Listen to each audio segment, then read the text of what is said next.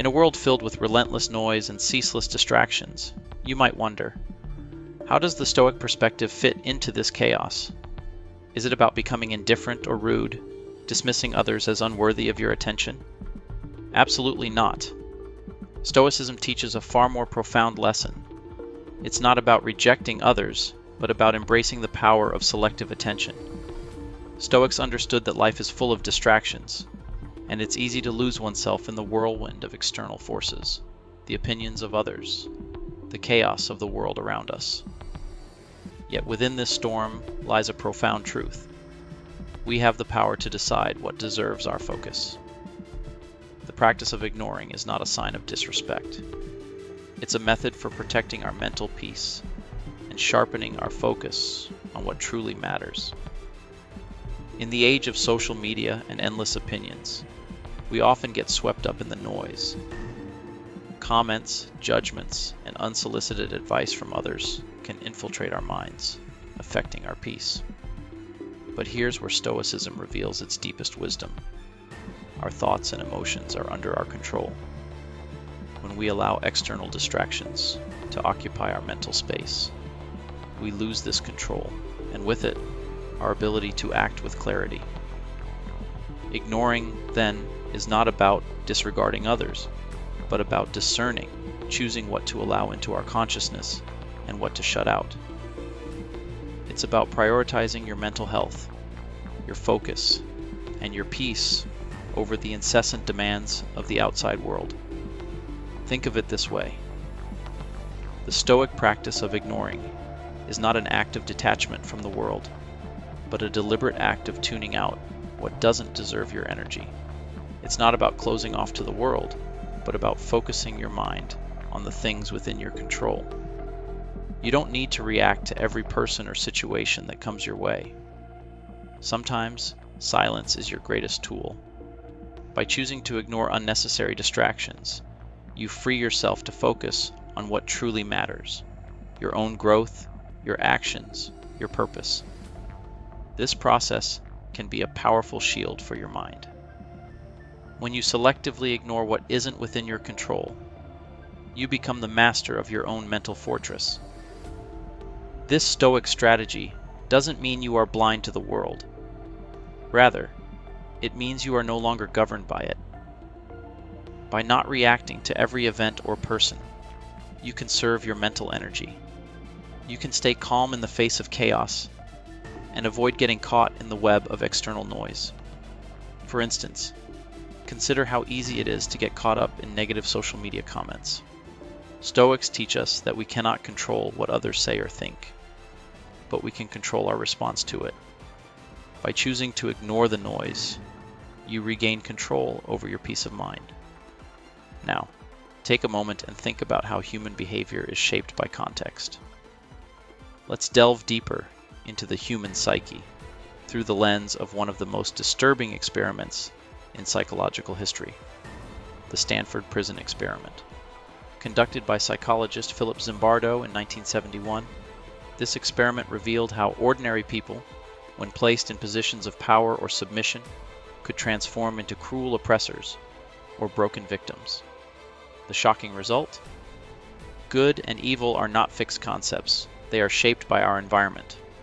The Stanford experiment shattered our illusions about morality, showing that even the best among us can be swayed by context. This reminds us not to pass judgment too quickly. Just as you wouldn't judge someone for a single mistake without considering their circumstances, you shouldn't assume someone is inherently bad based on one isolated action. People's behavior is often a product of the context they find themselves in. Now let's talk about a different kind of behavior: kindness. We often associate kindness with selflessness, giving without expecting anything in return. But when this kindness becomes excessive, it can breed resentment. It's like overwatering a plant. At first it seems harmless, even beneficial. But too much watering prevents the roots from growing deep and strong. Likewise, when we give too much of ourselves to others, when we neglect our own needs, resentment inevitably creeps in. We begin to feel unappreciated, and those we've helped may become overly dependent on us, causing an unhealthy imbalance. True kindness is not about sacrificing yourself for others. It's about setting boundaries that ensure your well-being while still helping others grow. This brings us to the fascinating dynamic of dealing with narcissists. Narcissists often seek to provoke emotional reactions, to manipulate others through attention and control. But here's where Stoicism offers a unique perspective. The Stoic response is indifference, but don't misunderstand. This isn't about apathy. It's not about ignoring the existence of others. It's about maintaining emotional distance from their attempts to manipulate or control you. By choosing not to engage in their drama, you preserve your own mental space. This calm indifference is not a sign of weakness, but a demonstration of strength. It's your refusal to be disturbed by external chaos. Empathy, too, is an essential Stoic virtue. To understand others, especially those who provoke us, is to recognize their humanity. Narcissists often act from deep insecurities or past trauma, not from malice. By understanding their perspective, we don't condone their actions, but we allow ourselves to break the cycle of conflict. Empathy becomes a bridge that leads to more manageable interactions. It doesn't mean tolerating toxic behavior. It means seeing the person behind the action, recognizing that their behavior may be driven by factors outside our awareness. Then, there's the power of silence.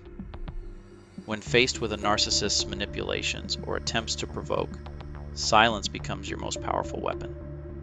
Rather than feeding into their need for conflict or drama, choose silence. This isn't just a refusal to engage, it's a deliberate act of Stoic defiance. Silence, in this case, is not passive, it's active control. It's a display of your inner power, an unwavering refusal to be sucked into their game. Silence is the Stoic shield, a tool that disrupts their attempts to control you.